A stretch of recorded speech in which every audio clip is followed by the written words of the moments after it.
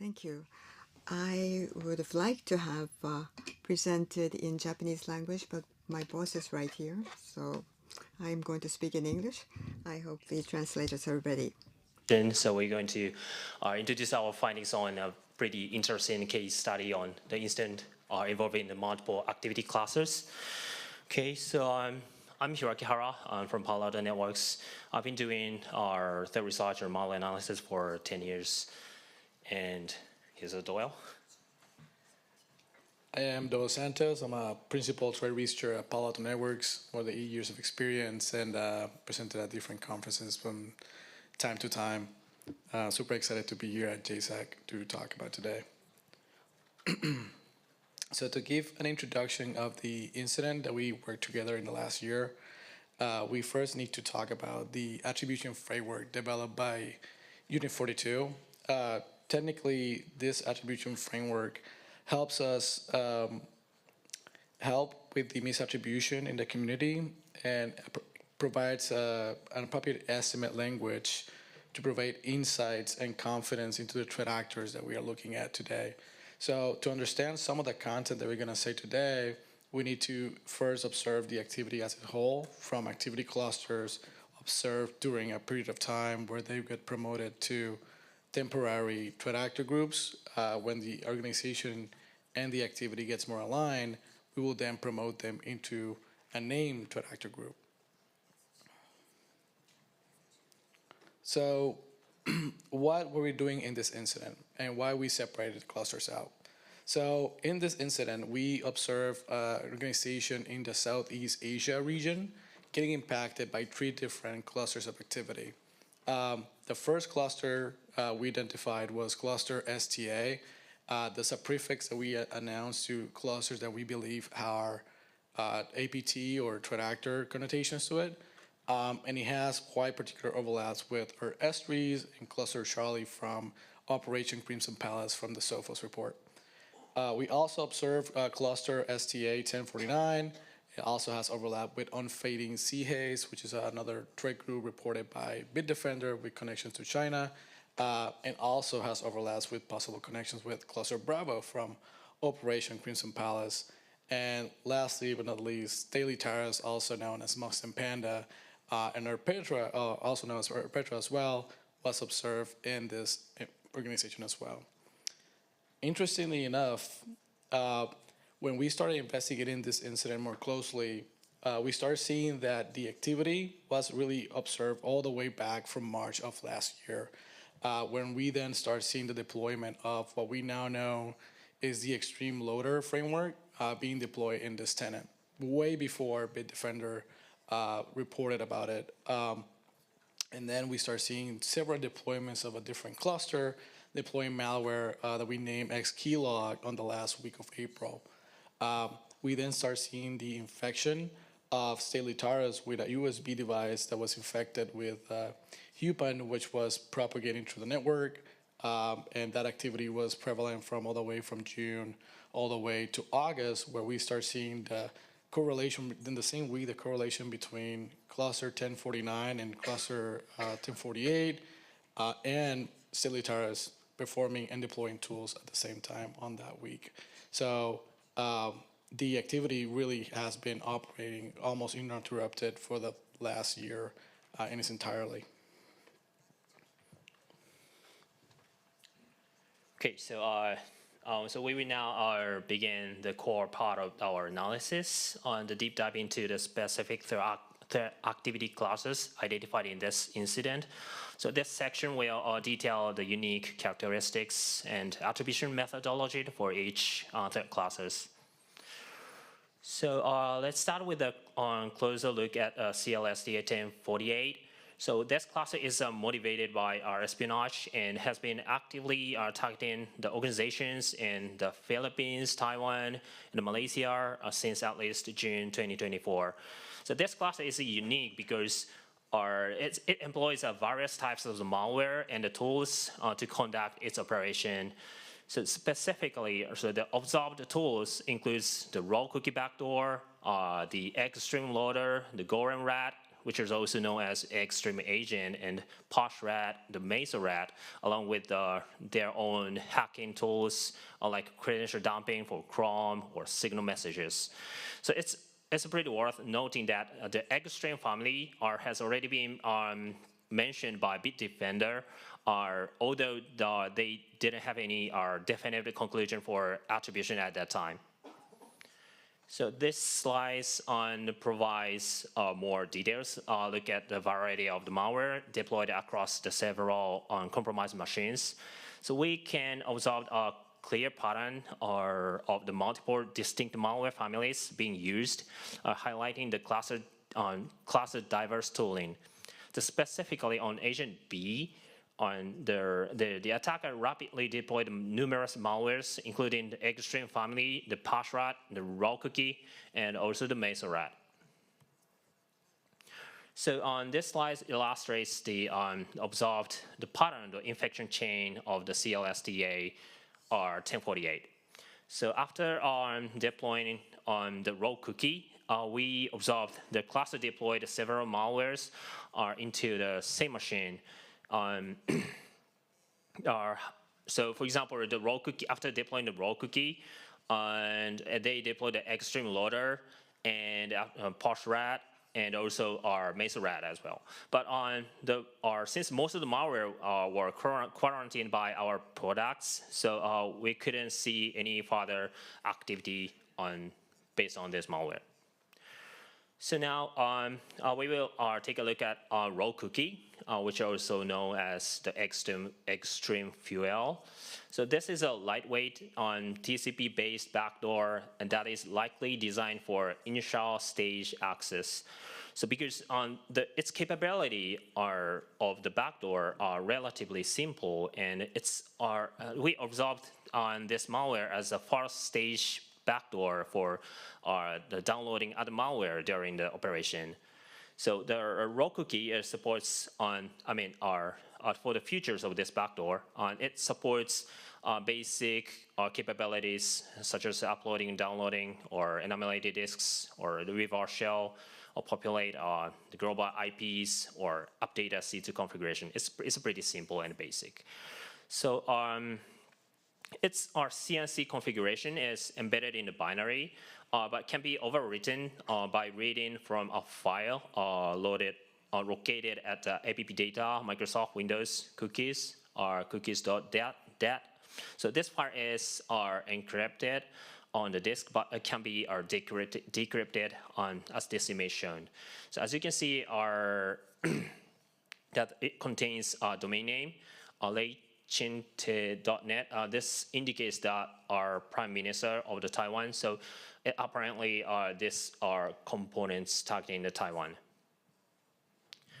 So after deploying the raw cookie, we observed the suspicious DLL abusing DLL side loading, which is our extreme loader. So extreme loader is a multi-layered loader for a backdoor we called the Golem rat.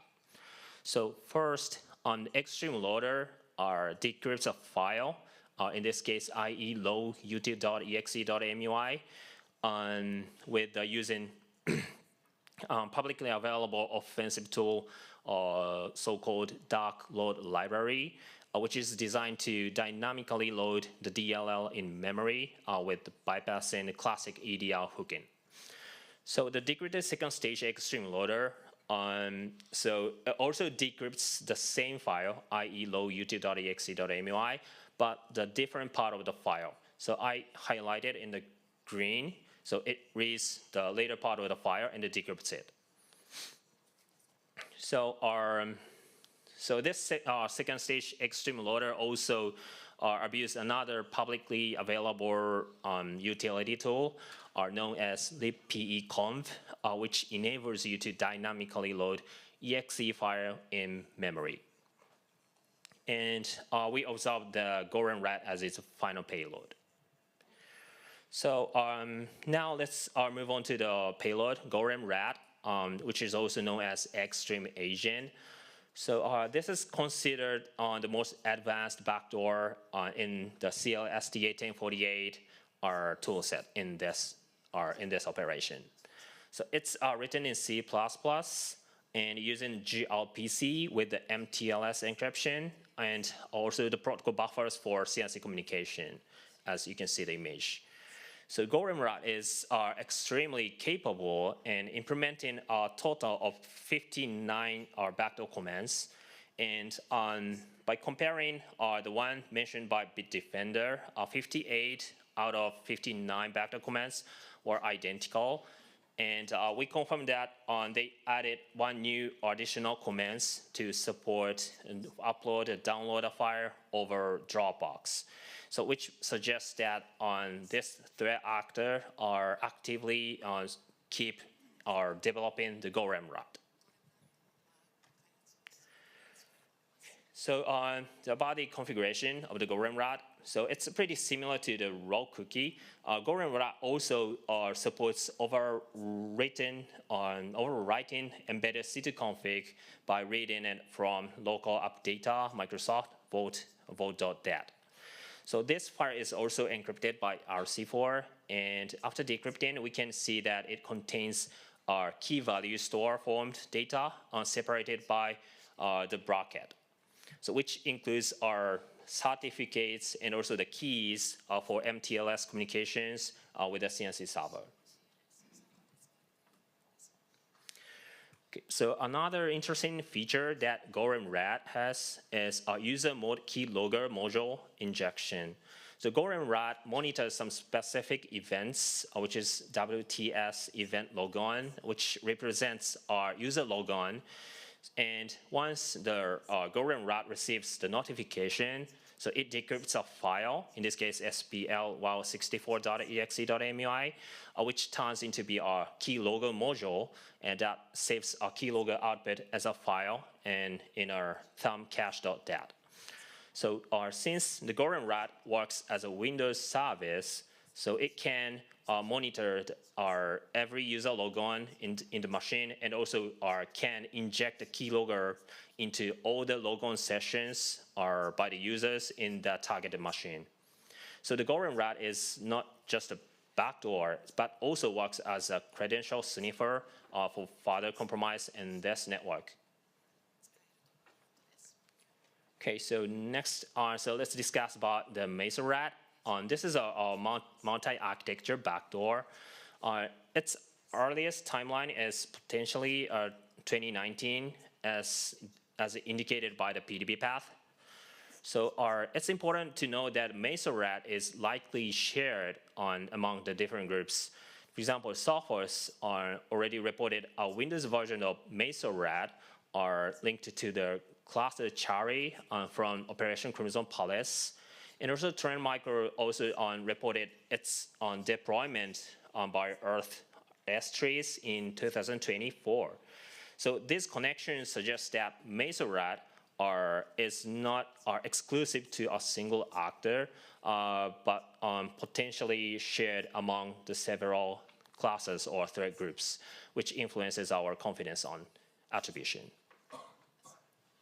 Okay, so turning our attention to the infrastructure used by CLSDA1048.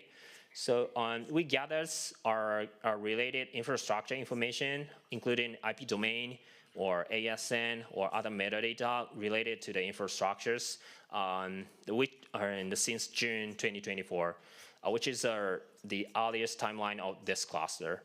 So, but we found no obvious overlap with the known infrastructures of the other threat groups. But the key finding here is the most of the observed IP addresses are located in the Philippines or Malaysia, which strongly align with the victim's geographical regions. Furthermore, the adversary is frequently changing the IP addresses associated with the domains. So these efforts suggest that CLSTA1048 may pay much attention to their infrastructure, which made our attribution pretty challenging. Okay, so to conclude our analysis of CLSTA1048, let's discuss its potential link with the known groups. So as we already mentioned, the use of Mesorat on specifically its Windows version is a key point here. So this tool has been mentioned in the reports associated with the several China-linked groups, notably Cluster Cherry from Operation Crimson Palace, and reported by Santos, and the Earth S-Trees reported by Trend Micro. So it's important to know that while this connection exists, we note this association with pretty low confidence due to the shared nature of its Mesorat tool. Okay, so on this slide presents the diamond model for the CLSDA1048 activity cluster, summarizing the key elements. So adversary is identified as a China-aligned espionage-motivated cluster with a possible or low confidence link to a group like Earth S-Trees or Crimson Palace. The primary victims are located in the South China Sea area, specifically targeting military, the government, and the research institute in the Philippines, Taiwan, and Malaysia, which align with the interests of the adversary. So the cluster capabilities involve techniques like the DLSI loading, reusing older tool samples, and also incorporating publicly available tools such as libp-econf or DuckLoad library. So finally, their infrastructure is characterized by the use of the frequently changing IPs or domains, which are located in Philippines and Malaysia, aligned with their victim geography. Okay, so now let's move on to the next one. So we are focusing on the CLSDA1049, the second activity cluster.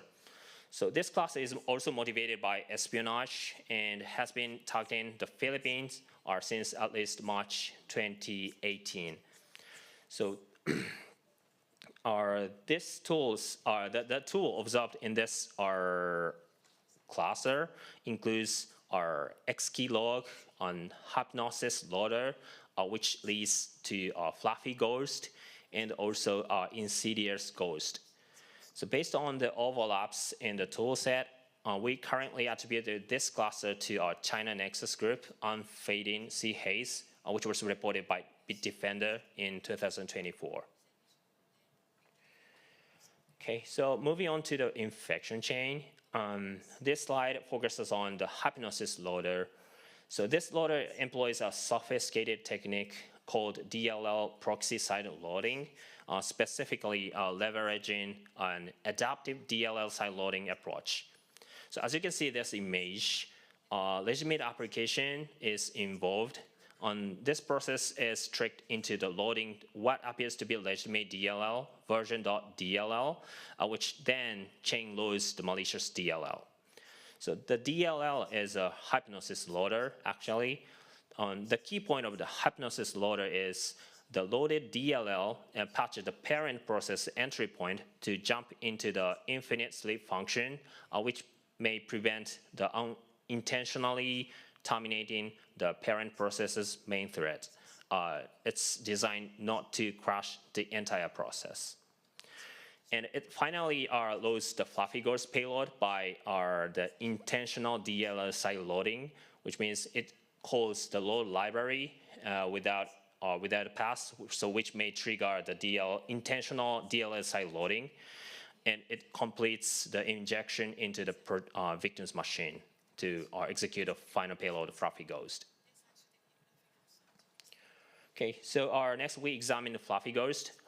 This background has already been documented by Bitdefender in the report involving the unfading sea haze operation. So this is our variant of the Ghost Rat, which source code has already been published. So this rat uses a TLS over TCP for C2 communication, and the key part of its functionality, it's modulable design. The Fluffy Ghost doesn't implement basic backdoor capabilities, but focuses on on-demand plugin setup. So it receives a plugin from a C2 server, which can be decrypted by LZNT1 and also RC4, and it exposes install plugin export function for entry point to install its plugin. Okay, so regarding the infrastructure for CLSDA 1049, so our observation date back to at least June 2024. So our notable finding is that they are heavily use DigitalOcean for hosting their operations. And furthermore, all of their observed IP addresses are located in Singapore. Similar to CLSDA 1048, this group also employs the tactics of frequently changing IP addresses associated with the domains. But anyway, we also couldn't find any significant overlap between the known groups and the CLSDA 1049 as well. So which indicates that this cluster is also quite sensitive for preparing their infrastructure, preventing our attribution efforts. Okay, so we've observed that Fluffy Ghost has also been linked to other activity classes besides unfading sea haze. Specifically, softwares are included its hash of the Fluffy Ghost in their report in 2024 on the cluster Charlie from Operation Crimson Palace. So this suggests a potential connection between CLSDA 1049 and also our unfading sea haze and also the Crimson Palace. Okay, so this slide summarizes the findings for CLSDA 1049. So the adversary is identified as the China-aligned or espionage-motivated cluster, which attributed to unfading sea haze with high confidence. So there are potential connection with the cluster Chari of the Operation Crimson Palace due to its tool overlaps. However, as a result of comprehensive analysis on infrastructure or its capabilities or victimologies, there's no other strong evidence to link them with the high confidence. So we decided to conclude that we would not merge CLSDA 1049 into any known groups. Okay, so our stately towerless. So we introduced the third cluster, the threat actor, the stately towerless, which is also known as Mustang Panda and the Earth Breeder. So this group is our espionage motivated. So their victimology primarily targets the Philippines and the Taiwan and Myanmar and Mongolia. So observed tools we observed that they utilize a range of the tools such as our USB FACT, which is also known as HuPan, and a variant of the claim loader to deploy the pubload, its payload, and also the cool client loader, which eventually installs a cool client backdoor. Okay, so on this slide, we summarize the two distinct set of the malware we observed as a part of the stately towerless operation. The first set is a claim loader, which deploys pubload, and also the USB wormable module, USB FACT. So these malware components are notably designed to be propagated to the large number of the machines within the targeted network over infected USB. The second set of the tool sets includes cool client loader, which leads to the cool client backdoor. So interestingly, we did not observe any execution link between the two different tool sets, claim loader groups and also the cool client loader group.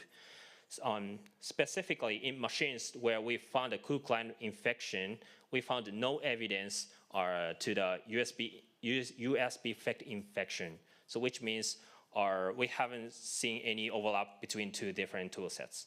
However, the lack of the distinct or direct execution link, we were able to confirm the connection between cool client and also USB FACT at a code level, which we will describe later. So we decided to link all these malware toolsets into a stately towers. So regarding the USB wormable components, including pubload and the USB FACT, they are already documented by Turner Micro in 2024. However, the USB warm module, in this case U2UC.dll in this case, we observed in this instance had a different PDB path, which indicates its project name, USB effect, and also it's developed in 2023. So this slide illustrates the infection chain of the COOL client. This is our classic example of the DLSL loading. The process begins when the legitimate application is tricked into side loading a malicious DLL, or in this case, libvlc.dll, which is actually a COOL client loader. So this loader then executes our multi-layered decryption process, which is quite complex. So it's first the decrypts the loader.ja, which is actually a shellcode that decrypts C2 configuration from time.ja. And then the shellcode decrypts on the main.ja, which is our payload DLL, which is actually COOL client backdoor.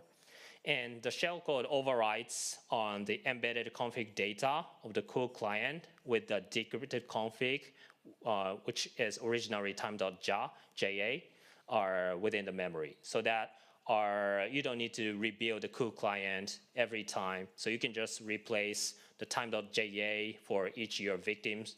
So I think this is our design for easy operation for the attacker. So let's closer look at COOL client loader. So our analysis indicates its earliest timeline in the wild dates back to June 2024 to June 2021. So our key technical feature of this loader is that it heavily employs anti-disassembly, or I would say the obfuscation techniques, making the reverse engineer more difficult. As you can see this image, you cannot see any disassembled code. So this loader has already reported by several security vendors. The softwares mentioned are this loader in 2022, although they didn't mention any attribution for this loader. And also Trend Micro observed the COOL client loader during Earth Preda activity in 2023. So after carefully analyzing the obfuscation code, actually this is not the main topic, just side story. So after carefully analyzing the obfuscation code, I realized that it just adds some obfuscation blob to the original assembly code. So you can just replace the added blob with the knob instruction so that you can see the original clean code as this image shows. So now let's examine the final payload COOL client backdoor. So this is a multi-protocol supporting backdoor written in C++. It is notably built using the publicly available library HP socket for network communication. And it's likely designed to work as a lateral movement agent within the victim's network environment because its functionality focuses on the network tunneling, also credential gathering, rather than implementing the basic backdoor capabilities, such as starting the reverse shell. So I think this is kind of our module for our communicating over the different networks. Okay, so now let's examine the infrastructure for Staley Taurus. So our observation begin around February 2024. On the payload we observed in this instant are still using the same IP address that has already been published. However, for the COOL client infrastructure, we found no obvious overlaps with the known threat actor infrastructures.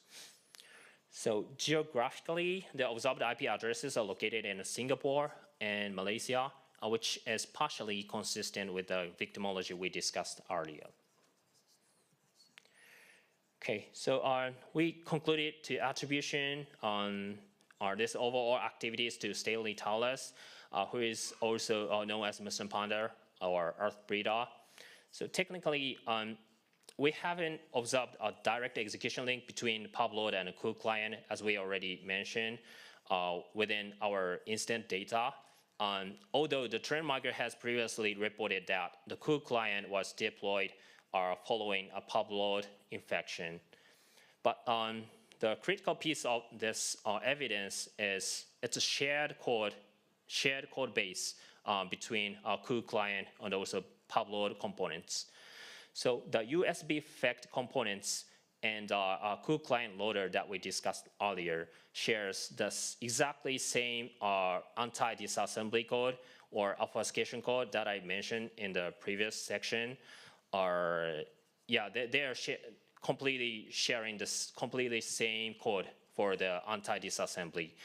So, and we examined this code patterns in the VirusAuto, but we could not find any similar code pattern in the VirusAuto. So we concluded that this technique is probably exclusive to these groups. So this strong technical indicator suggests that on this operator or maybe operators behind on this distinct toolsets have a code-based level connection, which provides high confidence support for our final attribution that on this entire activity belongs to stately towers. Okay, so this slide also summarizes our final analysis for stately towers using diamond model. So compared to the other two different classes, CLSDA 1048 and also 1049, there are several potential overlaps in terms of victimology or infrastructure or geolocation and also TTP, but still missing definitive evidence to merge them into one single threat actor. So we eventually decided to keep these three activity classes or threat actors separated ones. Okay, so now let's move on to our process of the attribution. Thank you. So attribution, as you may well know, is more of an art than a science, but with the attribution framework, we can actually have a more concise answer into what are the threat actors that we're tracking at the moment. So how do we put all the information that Hiroaki Hara has just provided to us in a way that we can actually put numbers associated with them? So we first start clustering the information with different IOCs, infrastructure, IP, addresses, capabilities, victim, and then we would evaluate those with the source that we would get those indicators from, try to validate the indicator, try to see how consistent the TTPs are going to be, and if the victims make sense based on the regions that we are analyzing at the moment. So to get to that point, we would have the amurality system, where that would provide a reliability source with a score from A to F, A being the most reliable and F being pretty much unknown, and a number value, which would be the one saying that's confirmed, trustworthy, and 6 all the way down to very difficult to say. So to put this in practice, and if you have been in this field long enough, it is a spreadsheet, and spreadsheets are all over the place. So when we put it on a spreadsheet, we will have the daemon model column with a different type and the source of the attribution and the value of it. And then we will assign some of analysis for the researchers to put in there and associated overlaps. And that will have an established value that will be used for the attribution framework to calculate what confidence level are we talking about. So in this case, to make it even simpler to explain, we're measuring if Petra is stately terrace and our confidence level. So based on all the information that we just discussed here today, we can see with all those overlaps that will give us a score of 126, which is a really high confidence that the activity that we saw from stately terrace in our environment is actually the same one the trend micro observed that is from high confidence. But that's easy, right? Because this is a threat actor group, very well known, very well established. How do we do the same things with groups that we don't know? right? So we would have to do the same thing with the cluster attribution. So I selected the cluster STA 1048 for this example for a couple of reasons. The framework allows you to adjust the admiralty level based on facts that you already know. So we lowered the admiralty score for this one because the Maslow red finding, even though it was interesting and had links to those particular trait groups, doesn't really mean that it's high confidence that is related to that trait actor group. So we adjusted it down from a possible A2 to a C2, right? Trying to see like how confidence are related to that. Even though like we lowered that admiralty level for that trait actor group for that particular score, that gives us a high confidence of 64. So that tells us that the activity itself, it's technically the same activity between Bitdefender and the one that we saw here today.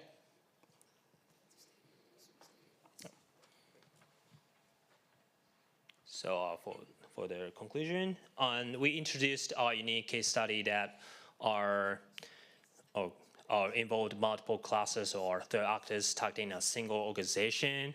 And our investigation highlighted an emerging trend that our espionage campaigns targeting some specific region or organization may be conducted by a distinct classes or third actors using the different tools and the infrastructures, but the same motivations. So Termite published some blog about the similar ideas to introduce this idea they called the Premium Pass as a service. I personally also support this idea. So maybe the current situation in the APT, especially our link to the China nexus, is getting more complex and pretty confusing. So for the researchers, we better to review the rule in your organization to define the process of attribution, because if you make because we may make a mistake for the attribution at some point, and we may want to change our conclusion for future. So make your own the rules to define which should be the cluster and what the process, how we can evolve the threat classes into our threat groups, so that we can manage how to attribute in the same level. Okay, so that should be all from us today. So here's the IOC. We are trying our best to publish our blog today, but it looks not yet. So we hope we could publish our blog maybe next week or somewhere. So at the end of this month. So hopefully you'd enjoy our blog in the future. Thank you.